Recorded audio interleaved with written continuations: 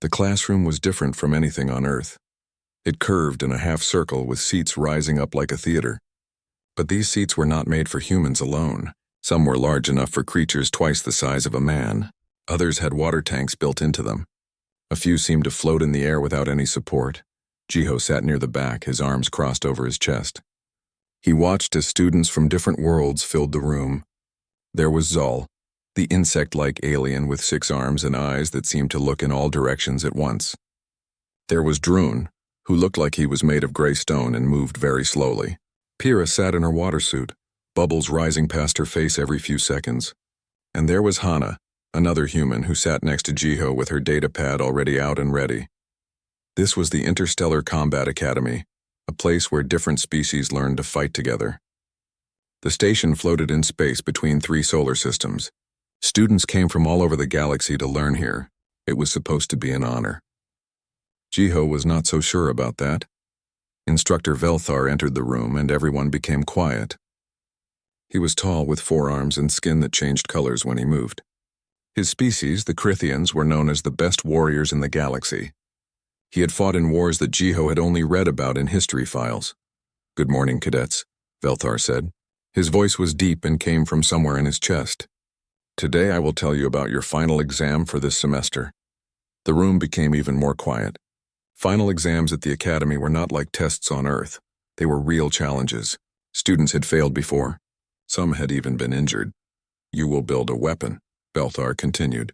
He walked slowly across the front of the room, his 4 arms moving as he talked. "You will have 4 hours in the fabrication lab. You may use any materials and any equipment you find there, but the weapon must be for close combat only. No energy weapons. No projectiles. No guns or blasters." Zal's antenna twitched with excitement. Around the room, other students leaned forward. This was the kind of challenge they had trained for. "After you build your weapon, you will use it," Velthar said. "First against training drones, then against each other in controlled sparring. Your weapon must be strong enough to last through both tests, and you must be skilled enough to use it well." Hana was already typing notes on her datapad. Jiho could see diagrams appearing on her screen. She was thinking about design, about balance, about which metals would work best. That was how Hana thought. Everything was a problem to solve with information and planning. "You have 3 days to prepare," Velthar said. "Study the fabrication equipment. Plan your designs. On the 4th day, you will build. On the 5th day, you will fight. That is all." The instructor left the room. Immediately, the quiet exploded into noise. Students turned to each other, talking fast in different languages. The translation devices they all wore turned the sounds into words each person could understand, but it still created a strange echo in the room. "This is amazing," Hana said to Jiho. "I have been reading about molecular forging. If we use a titanium carbon weave with a ceramic core, we could make something that is both light and incredibly strong." "We?" Jiho asked. "Well, you and me separately, I mean," Hana said, smiling. "But I can share my research with you. There are databases in the library with thousands of weapon designs from hundreds of worlds. We should start there." Jiho nodded but did not say anything. He watched as Zal walked past, already talking with 3 other insect-like students. They were gesturing with their many arms, probably planning something complex and technical. Droon moved slowly toward the door, his heavy feet making the floor vibrate slightly. Even he seemed excited about this test. "Are you okay?" Hana asked. She had stopped typing and was looking at Jiho with concern. "You seem quiet." "More than usual." "I am fine," Jiho said. "Just thinking. About weapon design?" "About weapons," Jiho said. They left the classroom together and walked through the curved hallways of the station. The walls were transparent in places, showing the stars outside. Ships came and went from the docking bays, tiny lights moving in the darkness. Jiho had been at the academy for 8 months now, but he still found the view strange. On Earth, even in the largest cities, you could see the ground. Here there was only space in every direction. Over the next 3 days, the fabrication lab was always busy. Jiho went there to observe, but mostly he watched other students. Zal spent hours at the holographic design stations, creating complex 3-dimensional models that spun in the air. The design looked like a staff, but with blades that could extend and retract. The mathematics involved made Jiho's head hurt just looking at the floating numbers. Droon visited the metallurgy section. He studied different alloys, testing their strength by actually bending metal bars with his bare hands. His species had been working with metal for thousands of years, long before they learned about space travel. He knew what he wanted, something heavy that could crush. Hannah created spreadsheets. She compared weights, strengths, flex ratios, and grip ergonomics. By the second day, she had designed a spear with a vibrating blade at the tip. It was elegant and followed every single regulation in the Academy handbook. Jiho spent his time differently. He walked through the lab, but he did not use the computers. He touched things. He picked up scrap metal and felt its weight. He tested how different materials responded to pressure. He examined the furniture, the storage containers, even the walls. On the third day, Hannah found him sitting in the corner of the lab, just watching. "Jiho, the test is tomorrow," she said. "Have you even started your design?" "No," he said. "You need to start. The fabrication process takes hours. Even if you have a simple design, you need time to—" "I will figure it out tomorrow," Jiho said. Hannah looked frustrated. "This is not like fighting in Seoul. This is not some street fight where you can just improvise. This is an academy exam. You need a plan." Jiho smiled a little. "I have a plan. What is it?" "You will see tomorrow." That night, Jiho could not sleep. He lay in his small room and stared at the ceiling. The station made small noises as it orbited through space. Air systems hummed. Somewhere far away, metal expanded and contracted with temperature changes. It was never truly quiet here. He thought about the streets of Seoul, about the places he had grown up, about fights in alleys where there were no rules and no referees, about learning to survive with whatever you could find, a piece of pipe, a chain, a brick. Once he had fought off 3 grown men with nothing but a broken bottle and speed. The academy taught combat as a science. There were correct stances, optimal angles of attack, calculated force distributions. All of that was useful. But Jiho had learned something else first. He had learned that a fighter who thinks too much is already losing. Tomorrow he would show them what he meant. The morning of the test arrived. Jiho dressed in his academy uniform and walked to the fabrication lab. The hallway was crowded with nervous students. Some carried data pads with their final designs. Others muttered to themselves, reviewing specifications one last time. The lab doors opened and Instructor Velthar stood inside. 4 hours, he said. "Begin now." Everyone rushed to their stations. The noise of machinery filled the air immediately. 3-dimensional printers hummed to life. Forges began heating. Molecular assemblers started their careful work of building materials atom by atom. Jiho walked slowly into the lab. He did not go to any of the machines. Instead, he walked along the edge of the room, looking at the furniture and equipment. He found what he was looking for near the back corner. A simple chair, used by students who needed to rest while their weapons were being fabricated. He picked up the chair and examined it carefully. The legs were made of bio-reinforced polymer, a material that was strong but had some flexibility. The material database on the wall confirmed it could handle significant stress before breaking. Jiho placed the chair on the floor. He lifted his foot and brought it down hard on the seat. The chair cracked but did not break completely. He did it again. On the third strike, one of the legs snapped free from the seat. The noise made several students look over. Jiho picked up the leg. It was about as long as his arm, from elbow to fingertips. One end was jagged where it had broken. The other end had a slight curve where it had connected to the seat. He walked to a basic grinding station, not one of the fancy machines that could shape metal to microscopic precision, but just a simple stone wheel. He held the broken end against it and smoothed out the worst of the jagged edges. Then he found some cable insulation in a scrap bin and wrapped it around what would be the handle, giving it a better grip. The entire process took him 15 minutes. Zal walked past and stopped. His antenna moved in confusion. "That is your weapon? A piece of furniture?" "Yes," Jiho said.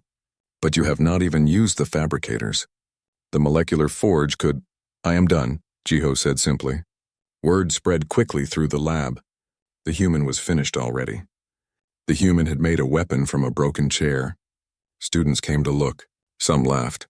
Some seemed offended, as if Jiho was mocking the entire exercise. Instructor Velthar walked over.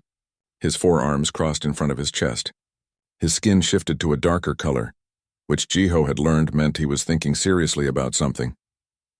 "Cadet Jiho," the instructor said slowly, "that is barely processed material. You have not even used the fabrication equipment. This exam is about demonstrating your technical knowledge and your ability to— You said to build a weapon, Jiho interrupted. This is a weapon. Veltar's eyes narrowed. It will break in the first test. Maybe, Jiho said. Or maybe not. The instructor stared at him for a long moment. Then he made a sound that the translator could not quite turn into words. It might have been a laugh or it might have been annoyance. Very well, Veltar said finally. Tomorrow you will see if your confidence is justified. Jiho nodded and left the lab. Behind him he could hear the sounds of fabrication continuing. Complex machines building complex weapons. He wondered if any of them would work better than a simple chair leg. He would find out soon enough. The next morning arrived too quickly for most students. Jiho had slept well, which surprised him. Hana told him at breakfast that she had barely slept at all, worrying about whether her spear design would hold up under stress testing. The combat arena was located in a different section of the station. It was a massive circular room with walls that could project holographic environments. The floor could change texture and height, creating hills, walls, or flat surfaces as needed. Observation windows lined the upper level where instructors and other students could watch safely. Jiho walked in carrying his chair leg. Around him, other students carried their creations carefully. Saul held his crystalline staff with 2 arms while his other 4 arms gestured nervously. The weapon was beautiful, catching the light and sending rainbow patterns across the walls. Drun's hammer required both his massive hands to carry. It left small dents in the floor wherever he rested it. Pyrrha's whipsword coiled around her arm like a living thing, the edges so sharp they seemed to cut the air itself. Instructor Velthar stood in the center of the arena with 3 other instructors. One was Gorath, a reptilian species known for their speed. Another was Instructor Nim, whose species Jiho did not recognize but who was covered in what looked like metal plates. The third was Instructor Tashe, a human woman who had served in the Earth Defense Forces before joining the academy. She caught Jiho's eye and raised one eyebrow when she saw his weapon, but she did not say anything. Listen carefully, Velthar announced. His voice echoed in the large space. The first test is against training drones. These drones are programmed to simulate combat against multiple opponents. They will not kill you, but they can hurt you. If you are injured badly, medical staff will remove you from the test and you will fail. If your weapon breaks, you fail. If you cannot defeat the drones within 15 minutes, you fail. Some students shifted nervously. 15 minutes sounded like a long time, but Jiho knew from training that combat made time feel very different. Seconds could feel like hours when someone was trying to hit you. Who goes first? Velthar asked. Drun stepped forward. His heavy feet made the floor shake slightly. I will go. The instructors moved to the observation area. The arena's walls flickered and changed. Suddenly, Drun was standing in what looked like a narrow canyon with rocky walls on both sides. The holographic environment was so realistic that Jiho almost forgot they were inside a station. A buzzer sounded. 6 spherical drones flew into the arena from hidden panels in the ceiling. They were about the size of basketballs, painted bright red so they were easy to see. But easy to see did not mean easy to hit. The drones spread out and began their attack. They moved fast, flying at Drun from different angles, extending metal rods to strike at him. Drun swung his massive hammer. The first drone that got close exploded into pieces when the hammer connected. The second drone learned and stayed farther back, darting in to strike Drun's legs before flying away again. Drun was strong, incredibly strong. But he was also slow. The drones learned his patterns quickly. They began working together, with some drawing his attention while others attacked from behind. Drun roared and spun, his hammer whistling through the air. 3 more drones were destroyed. But one got through his defense and struck him hard in the back of his knee. He stumbled but did not fall. The last 2 drones became more cautious. They stayed away from the hammer's range, striking quickly and retreating. Drun changed tactics. He stopped swinging wildly and waited. When a drone came close, he moved faster than Jiho thought possible for someone his size. The hammer caught the drone perfectly. The last drone tried to escape, but Drun threw his hammer like a discus. It spun through the air and smashed the drone against the canyon wall. Time, 11 minutes and 40 seconds. Drun retrieved his hammer and walked out of the arena. He was breathing hard and limping slightly, but he had passed. Several more students went next. Some passed easily. Some struggled but managed to finish in time. One student, a slender alien with tentacles instead of arms, failed when her weapon broke after hitting a drone the wrong way. She left the arena crying, and Jiho felt bad for her. Then it was Zal's turn. The insect-like alien moved to the center of the arena.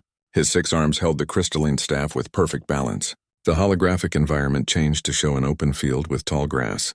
The drones appeared. What happened next was beautiful in a strange way. Zal moved like he was dancing. The staff spun in complex patterns almost too fast to see. Each movement was precise, calculated. The drones could not get close. Whenever they tried, the staff was there, striking with mathematical accuracy. One by one, the drones fell. Zal never seemed to waste a single motion. Every spin, every strike, every step was exactly what it needed to be. Time 8 minutes and 12 seconds. The watching students clapped their hands, or made whatever sounds their species used to show approval. It was an impressive performance. Cadet Hana, Velthar called next. Hana took a deep breath and walked into the arena. Her spear looked simple compared to Zal's crystalline staff. But Jiho knew she had spent days perfecting every detail. The holographic environment became a forest with trees and shadows. Hana fought differently than Zal. She was not as flashy, not as fast. But she was smart. She used the trees for cover. She led drones into positions where they blocked each other. When she struck, it was quick and efficient. Her vibro blade tip cut through drone armor easily.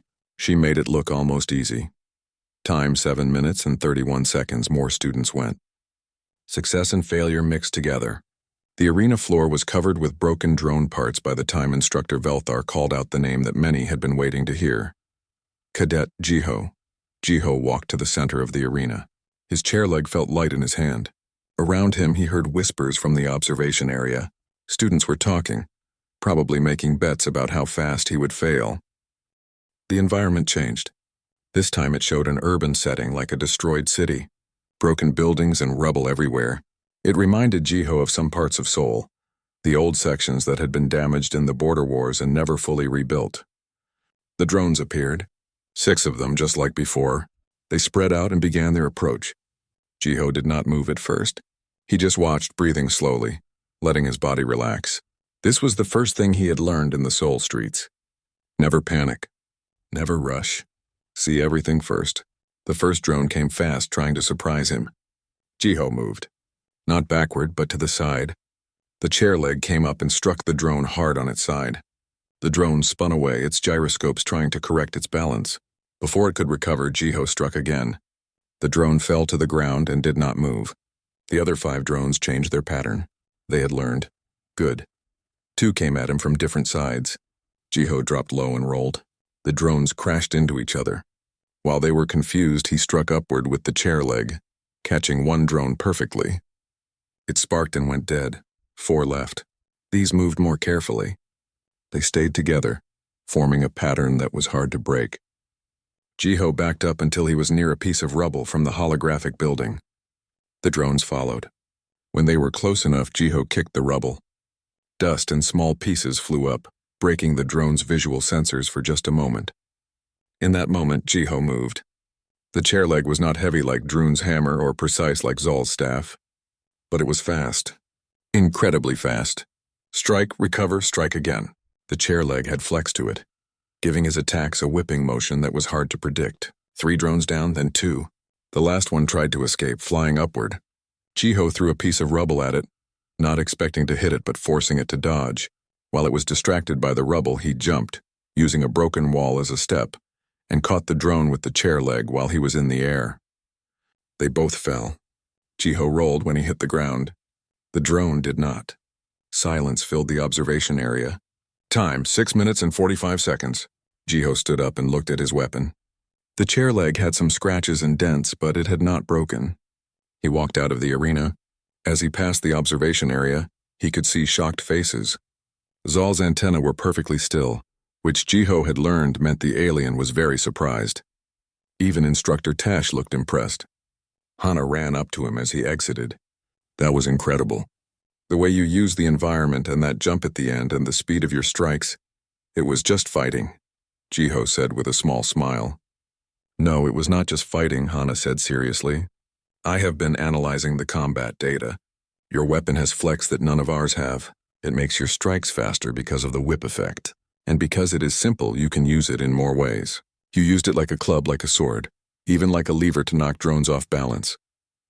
Jiho had not thought about it in those terms, but he supposed she was right. The rest of the tests continued. Not everyone passed, but most did. By the end of the day, 23 students had succeeded.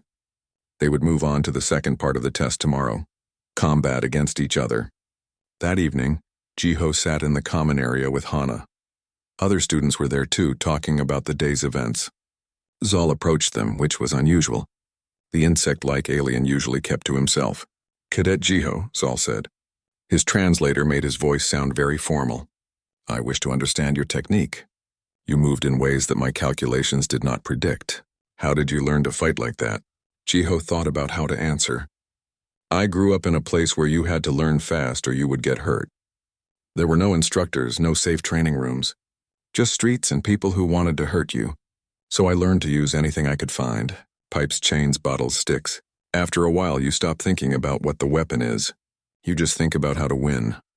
Zal's antenna moved in a pattern that Jiho did not recognize. "Fascinating. My species believes in perfection through design. We calculate the optimal solution and execute it precisely. But you suggest that adaptability may be more valuable than perfection."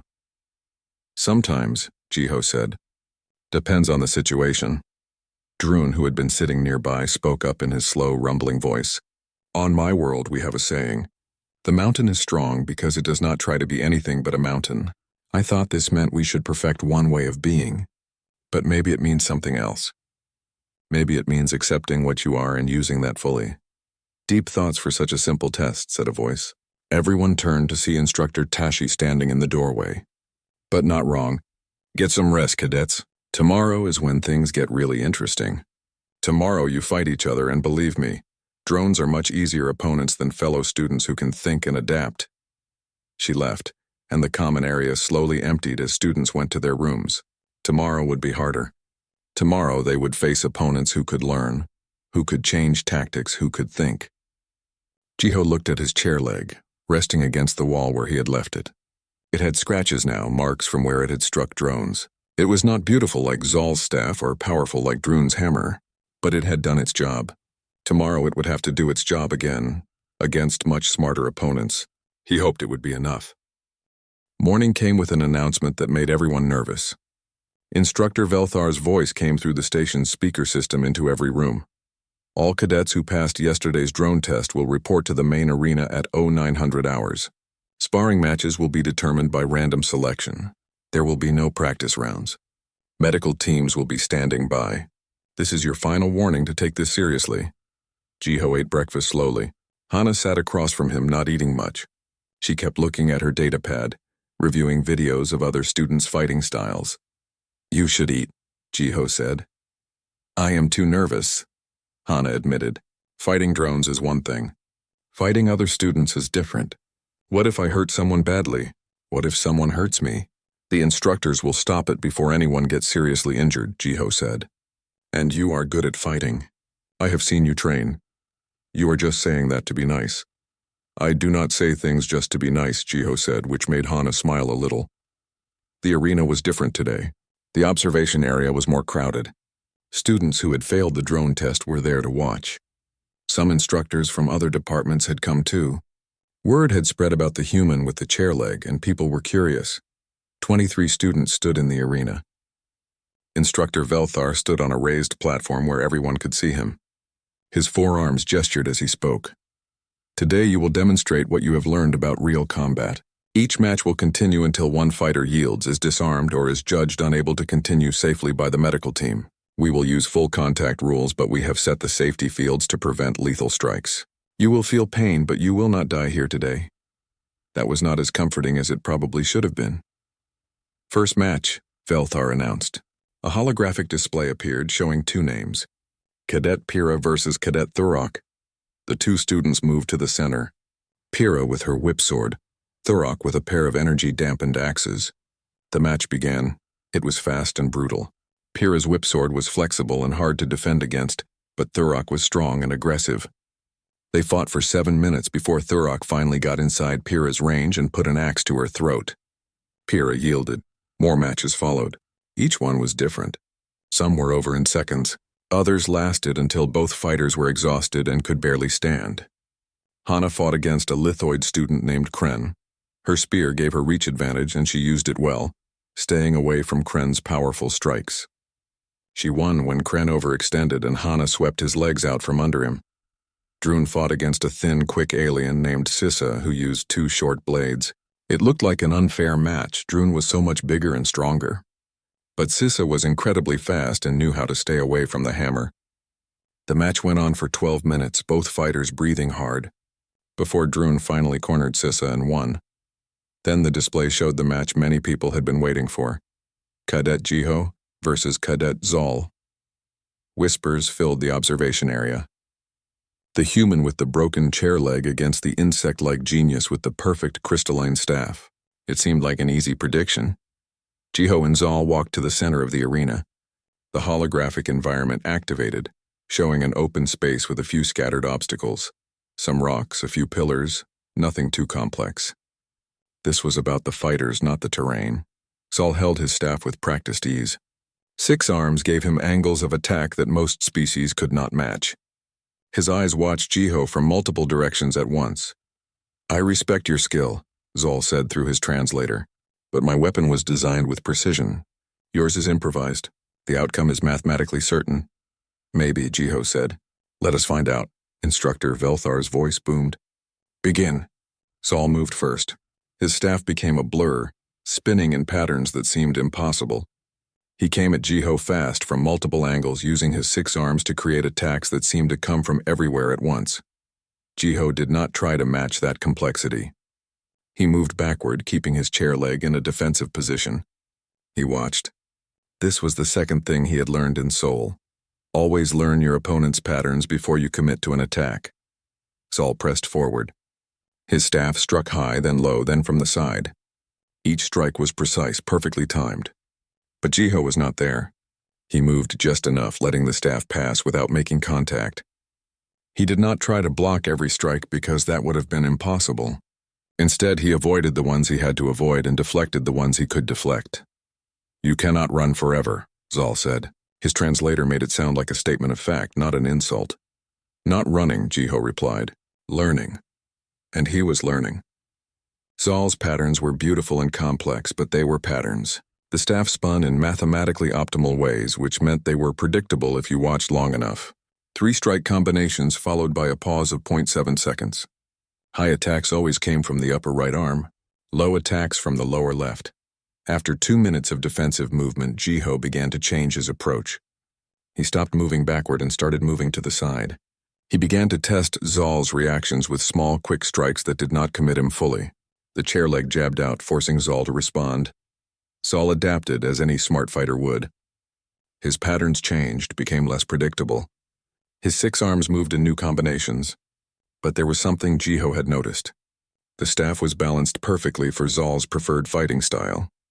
It was designed for spinning, for momentum-based attacks. When Zal had to make small, quick adjustments, there was a tiny delay while the staff's momentum changed direction. Jiho started attacking those moments. The chair leg struck out, fast and simple. When Zal's staff was moving right, Jiho attacked from the left. When the staff was high, Jiho went low. He was not trying to break through Zal's defense completely.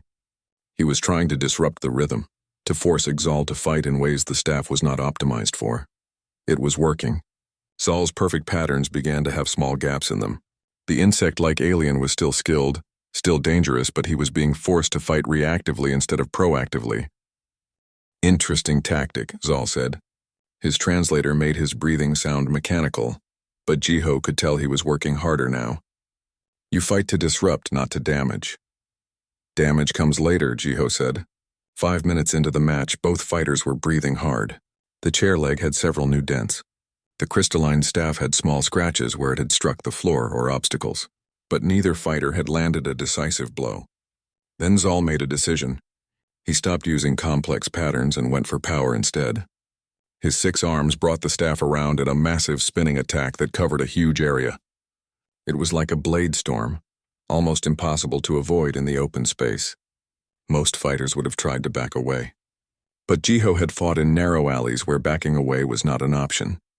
Instead, he moved forward inside the range of the spinning staff, close enough to be in Zol's personal space where the long weapon was less effective. The chair leg came up, not striking at Zol directly, but hooking around the center of the crystalline staff. Jiho pulled hard and twisted. The staff, balanced perfectly for Zol's six-armed grip, was suddenly dealing with force from an unexpected angle. Zol's hands, trained to hold it during the momentum of his own strikes, were not prepared for a sideways pull combined with a twist. The staff flew from Zol's grip. It happened so fast that for a moment nobody moved. The beautiful crystalline weapon that had taken hours to design and build spun through the air. It had not broken. Zol had not yielded, but he was disarmed. Before the staff hit the ground, Jiho's chair leg was at Zol's thorax, right where the alien's primary organs were located, not touching but close enough that everyone knew the match was over. "Yield?" Jiho asked quietly. Zol's antenna drooped. "I yield." The arena erupted in noise. Some students cheered. Others argued loudly. In the observation area, instructors leaned together, talking fast. Jiho stepped back and lowered his weapon. Zol walked slowly to where his staff had fallen and picked it up carefully. The alien turned to Jiho. "I do not understand what happened," Zol said. "My weapon is superior in design. My technique is mathematically optimized. How did you defeat me?" Jiho thought about how to explain. "Your weapon is perfect for the way you fight. But I did not fight that way. I fought to make you uncomfortable, to take you away from your perfect patterns. And your weapon, because it is so specialized, could not adapt as quickly as you needed it to. So my perfection was my weakness? Not your perfection, your attachment to one way of fighting. A perfect weapon for one style is an imperfect weapon for many styles." Zol's antenna moved in a pattern Jiho now recognized as deep thinking. "This is a very human philosophy." "Maybe," Jiho said with a small smile. More matches followed. Each one was watched carefully by the students who had already fought. Everyone was learning from everyone else. Hana won her second match. Drun lost his second one to a fast opponent who figured out how to tire him out. Pyrrha won a close match against another water breather. By the end of the day, the rankings were clear. 10 students had won both their matches and passed the exam with honors. Jiho was one of them. So was Hana. Zol had lost to Jiho but won his second match, so he passed but not with honors. Drun passed as well, despite his second loss. 7 students had failed completely and would have to retake the class next semester. As everyone left the arena exhausted and sore, Instructor Velthar called out, "Cadet Jiho, Cadet Hana, come to my office in 1 hour." Jiho and Hana looked at each other. Being called to an instructor's office could mean many things, and not all of them were good. They spent the hour cleaning up and changing into fresh uniforms. Neither of them talked much. Finally, they walked together to the instructor levels where the senior teaching staff had their offices. Velthar's office was different from the rest of the station. It had decorations from dozens of worlds. Weapons hung on the walls, some ceremonial, some that had clearly been used in real combat. Behind his desk was a large window showing the stars outside. "Sit," the instructor said, gesturing with 2 of his forearms. They sat. Velthar looked at them both for a long moment. His skin shifted colors in a way that Jiho had learned meant he was thinking about something important. "Cadet Jiho," he said finally.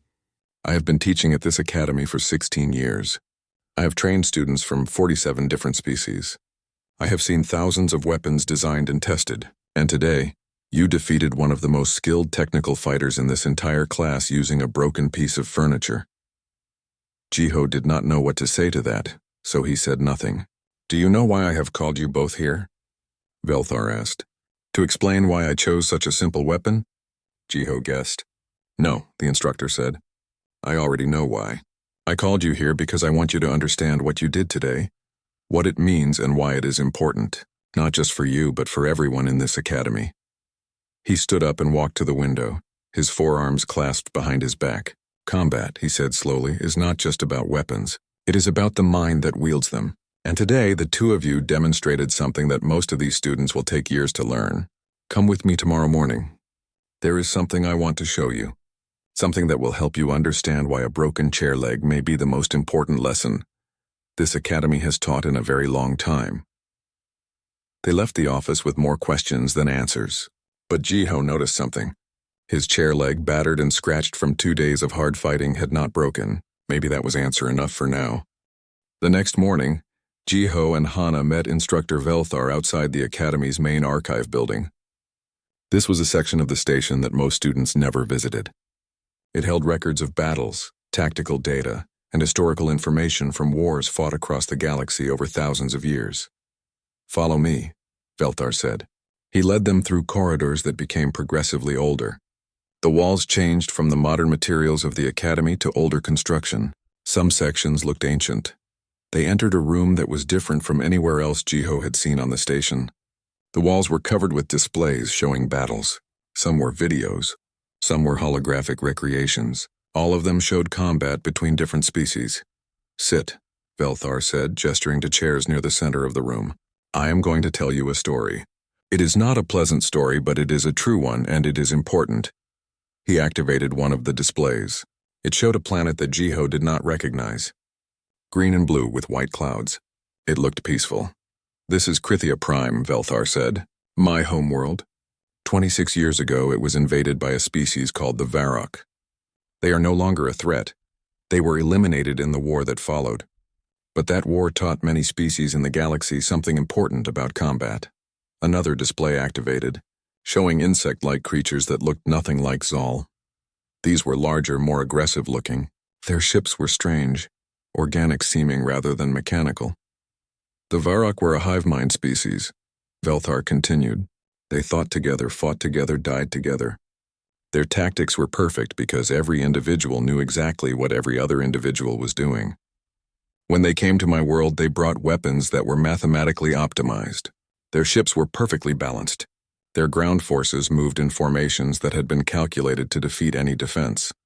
The displays showed battles, Krithian soldiers with their forearms, fighting desperately against endless waves of Varrock forces.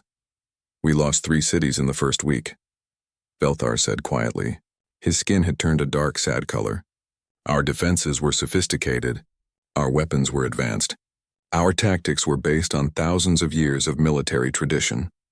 And none of it mattered. The Varrock calculated counters to everything we did." Hana leaned forward. "But you won the war, obviously, or you would not be here." "Yes, we won," Velthar said, "but not because of anything my people did. We won because of humans." Jiho felt his heartbeat increase. This was not the kind of story he had expected. Velthar activated another display. It showed human soldiers in combat armor that looked old compared to modern equipment. They were fighting alongside Krithian forces. Earth had recently joined the galactic community at that time, Velthar explained. "Your technology was behind most other species by several hundred years. Your weapons were crude. Your ships were slow. When the human forces arrived to help defend Krithia Prime, many of my people thought it was an insult. What could primitive humans do that advanced Krithians could not?" The display showed a battle in what looked like a ruined city. Human soldiers were surrounded by Varrock forces. It looked hopeless. "This is where everything changed," Velthar said. "Watch." On the display, something unexpected happened. The human soldiers did not fight like the Krithian forces had. They did not hold perfect formations. They did not use optimal tactics. Instead, they broke apart, scattered, regrouped in new ways. They used debris as weapons. They set traps using rubble. They adapted constantly, never using the same approach twice. The Varrock hive mind, which had calculated perfect counters to every tactic the Krithians used, could not predict what the humans would do next. Because the humans were not following any plan, they were improvising. "In this battle," Velthar said, "a human squad leader named Captain Martinez lost all of his squad's weapons when their supply transport was destroyed. Do you know what he did?" Jiho and Hana shook their heads. He and his soldiers went into a ruined building and came out carrying pieces of metal, broken pipes, chunks of concrete, anything they could find, and they fought with those improvised weapons for 6 hours until reinforcements arrived. They held a key position that 3 Krithian companies with proper weapons had failed to hold. Velthar turned to look directly at Jiho. "Does this sound familiar?" "He used what he had available," Jiho said slowly. "Exactly. And more importantly, the Varrock could not understand it. Their hive mind calculated that humans without weapons would retreat or surrender. That was the logical response. Instead, these humans fought harder. They became more unpredictable, more dangerous. Another display showed a larger battle. Human forces and Krithian forces fighting together now, but using different tactics. After that battle, Krithian commanders began studying human combat methods. We learned something that shamed us. We had become so focused on perfection, on optimal solutions, that we had forgotten how to adapt. Our warriors were trained to use specific weapons in specific ways. When those weapons were lost or when tactics needed to change quickly, our soldiers struggled. Velthar gestured at the displays showing various battles. Humans, on the other hand, had no perfected system. Every human soldier fought slightly differently. Every human unit had its own approach. This made them unpredictable, hard to calculate, difficult to counter. The Varrock hive mind could predict what any individual human might do, but it could not predict what humans as a group would do because they were not thinking as one unit. Hana was taking notes on her data pad. So adaptability defeated coordination? In a way, yes, Velthar said. But it is more than that. The Varrock were perfectly coordinated, perfectly optimized. They should have won. But they had one weakness: they could not handle chaos. They could not adapt when things did not follow their calculations. Humans, who had lived their entire history in chaos and conflict, were comfortable with unpredictability. You thrived in it. The instructor paused and looked at both of them. By the end of the war, Krithian forces had learned to fight more like humans. We stopped using only our traditional weapons and tactics. We started improvising. We became harder to predict. And we won. He turned off the displays. The room became quieter, lit only by soft ambient light. "This is why your chair leg matters, Cadet Jiho," Velthar said. "Not because it defeated Zal, though that was impressive. It matters because it represents a way of thinking that most species in the galaxy have forgotten or never learned. You were not attached to having a perfect weapon. You were comfortable using whatever was available. When other students spent hours designing and building complex weapons, you found the simplest solution that would work. But surely specialized weapons are better in most situations?" Hana asked. "My spear is objectively more effective than a chair leg in many scenarios." "You are correct," Velthar agreed. "In a controlled situation where you have time to prepare and you know what you will face, a specialized weapon is superior. But combat is rarely controlled. Things break. Plans fail. Weapons are lost. Ammunition runs out. In those moments, a fighter who only knows how to use one perfect weapon is helpless. A fighter who can use anything is still dangerous." He walked to a wall where various weapons were displayed. He picked up what looked like a simple metal rod, unadorned and plain. "This belonged to Captain Martinez," Velthar said. "It is a piece of rebar he pulled from a ruined building during that battle I showed you.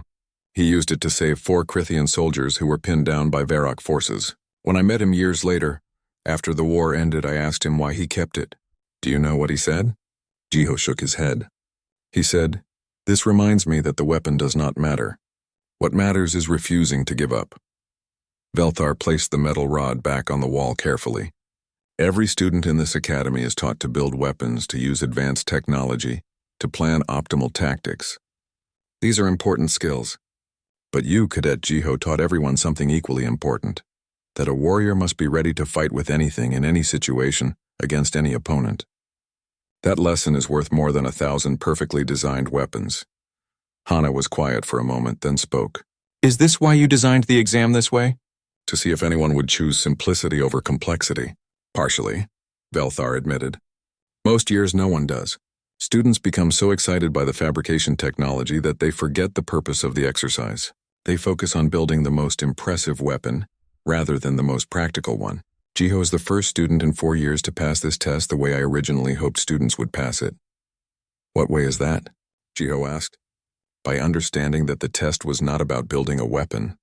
It was about understanding what makes a warrior effective. Technology is a tool, but it is not what wins battles. Adaptability wins battles. The ability to think under pressure wins battles. The refusal to be limited by circumstances wins battles." Velthar's skin shifted to a lighter color, which Jiho had learned meant satisfaction or happiness. "Tomorrow I will be proposing a new course to the academy directors. It will be called Adaptive Combat Techniques. It will teach students to fight without their preferred weapons, to improvise, to be comfortable with chaos. And I would like both of you to help me develop this course." Jiho and Hana looked at each other surprised. "Me?" Hana said. "But I designed a specialized weapon. I did not use Jiho's approach." "True," Velthar said. but you understood why his approach worked. Your analysis of the chair leg's properties, the flex characteristics, the unpredictability factor, that showed you can bridge the gap between technical knowledge and practical adaptation. You can help other students understand the science behind improvisation. He turned to Jiho. And you will teach them to think like a fighter who has nothing to lose and everything to work with, to see weapons in ordinary objects, to stay calm when plans fail. I am just a student, Jiho said. I do not know if I can teach. You already taught an entire class yesterday, Velthar said. Every student who watched you fight learned something. Some learned that their complex weapons might not be as necessary as they thought. Others learned that they were too dependent on specific tools. Saul learned that perfection can be a trap. You taught all of this without saying a word, just by fighting your way instead of the expected way. The instructor moved toward the door, then paused. There is one more thing I want you to understand. When Captain Martinez fought with that piece of rebar, he was not being heroic. He was not trying to prove anything. He was simply refusing to quit. That is the real human advantage. Not that you are stronger or smarter than other species. Most are not. Not that your technology is better. It usually is not. Your advantage is that humans, more than most species, refuse to accept that a situation is hopeless. You find a way, even when there should not be a way. They left the archive building and walked back toward the main academy complex. The station was busy with students moving between classes. Life continued as normal. But Jiho felt like something had changed in how he saw everything. Do you think he is right? Hana asked quietly. About humans being different? I do not know, Jiho said. I just know how I learned to fight. I did not think it was special. It was just survival. Maybe that is the point, Hana said thoughtfully.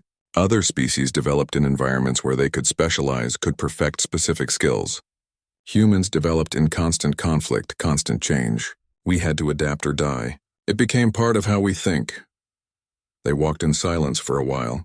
Then Hana said something that made Jiho stop walking. You know what is funny? The Academy spends years teaching us to be like other species, to think strategically, to use technology perfectly, to follow optimal tactics, and you just taught everyone that sometimes the best approach is to think like a human from Earth's streets. No plans, no perfect weapons, just adaptability and refusing to quit. Jiho looked at his chair leg, which he still carried. It was even more battered now. Several deep scratches ran along its length. The grip wrap was coming loose in places. It would probably not survive many more fights. But it had done its job. It had made people think. It had taught a lesson that Instructor Velthar had been trying to teach for years. Maybe that is enough, Jiho said quietly. What? Hana asked. The chair leg. It does not need to be perfect. It just needs to work when it is needed. Maybe that is true for everything. Hana smiled. Now you sound like an instructor yourself. They continued walking, two human students on an alien station, carrying lessons learned on the streets of Earth to the stars beyond. Behind them, in the archive building, an old Krithian warrior looked at a piece of rebar on his wall and remembered when he learned that the best weapon is the one that refuses to give up. The galaxy had spent thousands of years perfecting war. Maybe it was time to learn that perfection was not always the answer. Maybe it was time to learn that sometimes a broken chair leg was exactly what you needed. 6 months had passed since the weapons exam. The academy looked the same from the outside, but something had changed inside its walls. Something small at first, but growing. It started in the cafeteria. Jiho noticed it one morning when he sat down for breakfast. At a nearby table, 3 students from different species were discussing combat techniques. One of them, a lithoid named Gornak, was showing the others how to grip an ordinary eating utensil like a weapon. You see, the balance point is here, Gornak explained, holding up a spoon. If the situation requires it, this becomes a tool for self-defense. Not ideal, but workable. His companions nodded seriously, examining their own utensils with new eyes. Hana noticed Jiho watching and smiled. Your influence spreads. I did not do anything, Jiho said. You showed them something they needed to see. That is more than most instructors do in an entire career. The new course that Velthar had proposed was approved by the Academy directors. It was called Adaptive Combat Methodology, and it became a required class for all second-year cadets. Velthar taught the theory and historical context. Jiho taught the practical applications, despite his protests that he was not qualified to be an instructor. You learned in the best school there is, Velthar had told him. Reality. You cannot buy that kind of education. Now share it. The first class had been awkward. Jiho stood in front of 25 students from 15 different species. They all stared at him, waiting for him to say something profound. I do not have a speech prepared, Jiho had said honestly. I am not good at speeches. What I am good at is fighting when I have nothing, so that is what we are going to learn. He had led them to a storage area filled with broken furniture, damaged equipment, and construction debris. This is your weapon shop for today. Pick something and figure out how to fight with it. You have 30 minutes. The students had looked at each other in confusion. Where were the holographic displays? Where were the technical specifications? Where was the lecture about optimal combat techniques? 29 minutes, Jiho had said. That first class had been chaotic. Students picked objects randomly, tried to use them like traditional weapons and failed. But by the fifth class, something changed. They started to see potential in ordinary things. A length of cable became a flexible weapon for binding or striking. A broken panel became a shield. A piece of pipe became a staff. Saul attended every class, even though he had already passed the required courses. The insect-like alien had become obsessed with understanding improvisation. His crystalline staff now hung on his wall, and he carried something different each day, simple objects that he was learning to use in complex ways. I was trapped by perfection, Zal explained to Jiho one day after class. I thought if I could calculate the optimal solution, I would always win. But combat is not mathematics. It is chaos pretending to have rules. Good, Jiho said. You are learning. It is frustrating, Zal admitted. My species values precision. What you teach is messy. Life is messy, Jiho said simply. Combat is part of life. The class grew in reputation. Students began to request it even before they were required to take it. Some instructors from other departments started attending, sitting in the back and watching quietly. The academy directors took notice. 3 months after the course started, Instructor Velthar called Jiho and Hana to his office again. This time the academy's director was there too. Director Sofan was an elderly alien whose species Jiho did not recognize. She had deep eyes that seemed to look through things rather than at them. Cadet Jiho, Director Sofan said in a voice that sounded like wind through trees. Your class has become our most discussed course. Instructors are debating its value. Some believe you are teaching students to abandon proper technique. Others believe you are teaching the most important lesson this academy has forgotten. I am here to understand which is true. Jiho did not know what to say. He looked at Velthar, who gestured for him to speak honestly. I do not teach students to abandon technique, Jiho said carefully. I teach them not to depend only on technique. A soldier with perfect form but no adaptability is a soldier who will fail when conditions are not perfect. And conditions are never perfect. Some instructors say your methods are dangerous, Director Sofan continued, that you encourage recklessness. Improvisation is not recklessness, Hana spoke up. She had been quiet until now, but she could not stay silent. I have been analyzing the combat performance data for students who take this course. Their injury rates in training do not increase, but their success rates in unpredictable scenarios increase by an average of 37%. They make faster decisions under pressure. They panic less when their equipment fails. This is not recklessness. This is practical preparation for reality. Director Sofan turned her deep eyes to Hana. You were top of your class in tactical theory. You designed one of the most technically impressive weapons in your examination. Yet you support this unconventional approach? I support effectiveness, Hana said firmly. Theory is important. Technology is important. But they are tools, not solutions. Jiho's approach teaches students to be effective with or without ideal conditions. That makes them better soldiers. The director was quiet for a long moment. Then she turned back to Jiho. Show me. I want to take your class, tomorrow. Velthar's skin shifted to a surprised color. Director, you have not participated in physical training in 15 years, Director Sofan finished. Which means I am exactly the kind of student who needs this lesson. Tomorrow, Cadet Jiho. I will see if your methods are as valuable as everyone claims. The next day, Director Sofan appeared in the training area wearing simple exercise clothing. The other students stared. The academy director had not attended a physical training class in anyone's memory. Treat me like any student, Director Sofon said. No special consideration because of my position? Jiho nodded. He led the class to the debris field he had been using. Today's exercise is simple. You are in a hostile environment. All your equipment is lost. Find 3 objects and demonstrate how you would use them for defense, for offense, and for utility. The students spread out. Director Sofon moved slowly, her old body not as flexible as the younger cadets. But her eyes were sharp, examining objects carefully. After 15 minutes, each student presented their choices. One by one, they showed their selected objects and explained their potential uses.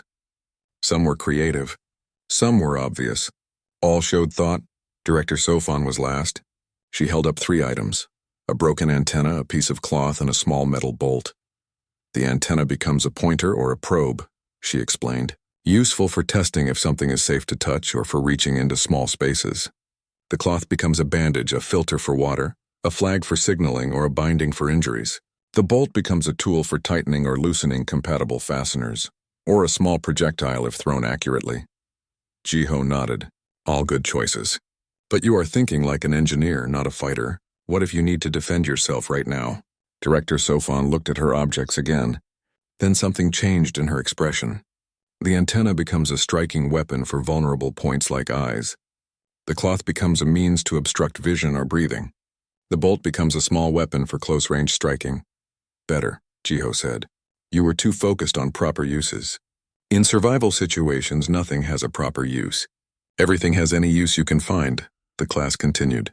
By the end, Director Sofon was breathing hard and her clothes were dirty, but she was nodding slowly. I understand now, she said to Jiho afterward. This is not about teaching students to fight without weapons. It is about teaching them to see weapons everywhere, to never feel helpless. Yes, Jiho said simply. This course will become permanent, Director Sofon decided. And expanded. All students, not just second years. And I want you to develop an advanced version for graduating cadets. I am still a student myself, Jiho protested. Then you will graduate early, Director Sofon said. Your practical knowledge exceeds most instructors. We will make it official. That evening, Jiho sat with Hana in the observation lounge. Through the transparent walls, they could see the stars and the occasional ship passing by. Everything is changing so fast, Jiho said. 6 months ago, I was just trying to pass a class. Now I am teaching instructors. You are teaching what you know, Hana said. That is all anyone can do. The fact that what you know is valuable should not surprise you. It does surprise me. On Earth, I was nobody special. Just another fighter in the underground circuits. Here they act like I discovered something revolutionary. Maybe you did, Hana said thoughtfully. Or maybe you just remembered something everyone else forgot. Either way, it is important. 3 more months passed. The semester ended and graduation approached. The ceremony was held in the main arena, the same place where Jiho had fought with his chair leg. Hundreds of students graduated that day. They represented dozens of species from across the galaxy. They wore formal uniforms and received their commissions into the Galactic Defense Force. Some would serve on ships. Others would serve on planets. All of them would carry what they learned at the academy into whatever challenges they faced. When it was Jiho's turn to walk across the stage, Director Sofon presented him with an unusual honor. Instead of the standard graduation recognition, she held up a display case. Inside was Jiho's chair leg mounted on a stand. A plaque read, "A weapon is only as dangerous as the warrior who wields it." This will be placed in the Academy Museum, Director Sofon announced to the assembled crowd. Not because it is an impressive weapon, but because it represents an important truth. Technology advances, tactics evolve, but the fundamental qualities of a warrior remain constant across species and centuries. Adaptability, determination, the refusal to give up. These are what Cadet Jiho demonstrated, and these are what we hope every graduate carries forward. The audience applauded. Jiho saw Zal in the crowd, his antenna raised high, and what Jiho had learned was an insect-like gesture of respect. Drun was there too, moving his massive head in a slow nod. Even Pyrrha was there in her water suit, bubbles rising faster in what might have been excitement. Hana graduated with highest honors in tactical theory, as everyone expected. But during her speech as class valedictorian, she said something that made Jiho smile. We came to this academy to learn how to be soldiers, Hannah said. We studied technology, tactics, and combat theory. All of these are valuable, but the most important lesson I learned came from watching a classmate snap off a chair leg and prove that the weapon does not matter as much as the warrior. We live in a galaxy where technology can fail, where plans fall apart, where the unexpected is the only thing we can truly expect. The best soldiers are not those who have the best equipment. They are those who can fight with any equipment, or with no equipment at all. After the ceremony, there was a reception. Jiho tried to avoid the crowd, but people kept approaching him. Instructors who had opposed his course now asked questions about his teaching methods. Students from species he had never met wanted to know about fighting techniques from Earth. Finally, Instructor Velthar found him hiding near the edge of the room. "You cannot escape your own legacy," the Crithian said with what might have been amusement. I did not want a legacy. I just wanted to pass a class. Too late for that now. You have changed how this academy thinks about combat. That change will spread to every student who learns here. They will carry it to their assignments across the galaxy. Some of them will teach others. Your influence will grow far beyond what you did in that arena. That is too much responsibility, Jiho said quietly. It is simply the truth. When Captain Martinez fought with that piece of rebar, he did not think about legacy either. He just fought. But his fight changed how an entire war was conducted. Small actions have large consequences when they reveal important truths. Velthar placed one of his forehands on Jiho's shoulder. You have a choice now. You have graduated. You can accept a standard military commission and serve like any other graduate. Or you can stay at the academy and continue developing this course. You can teach a generation of warriors to think differently. Which will you choose? Jiho looked around the room. He saw Zal practicing a defensive stance with a serving tray, showing other students the balance points. He saw Droon moving more quickly than before, using techniques adapted from human martial arts. He saw dozens of students from dozens of worlds, all learning to think beyond their specialized training. I will stay, Jiho said. For now. There is still work to do. Good. Because tomorrow we have our first request from an external military unit. They want their soldiers trained in adaptive combat methods. It seems word of the chair leg has spread beyond this station. 3 years later, Jiho stood in a different arena on a different station. He watched as a unit of mixed-species soldiers fought through a training scenario. Their ship had been boarded. Their armory had been breached. All they had were improvised weapons made from whatever they could find. They fought with pipes, with panels, with pieces of equipment never designed for combat. They adapted to changing situations. They refused to quit even when things looked hopeless. And they won. Their commander approached Jiho afterward. Your training saved lives today. Not here in this exercise, but in real combat 2 months ago. My unit was ambushed. We lost most of our weapons in the first attack. 3 years ago, we would have been destroyed. Instead, we fought with whatever we could find, just like you taught us. We survived because we remembered that we did not need perfect weapons. We just needed to refuse to give up. That night, Jiho sat alone and thought about how strange life could be. He had grown up fighting in Sol's underground circuits, never imagining he would leave Earth. Now he was teaching soldiers from across the galaxy. His lessons, learned in back alleys in desperate situations, had become official military doctrine. He still had his chair leg.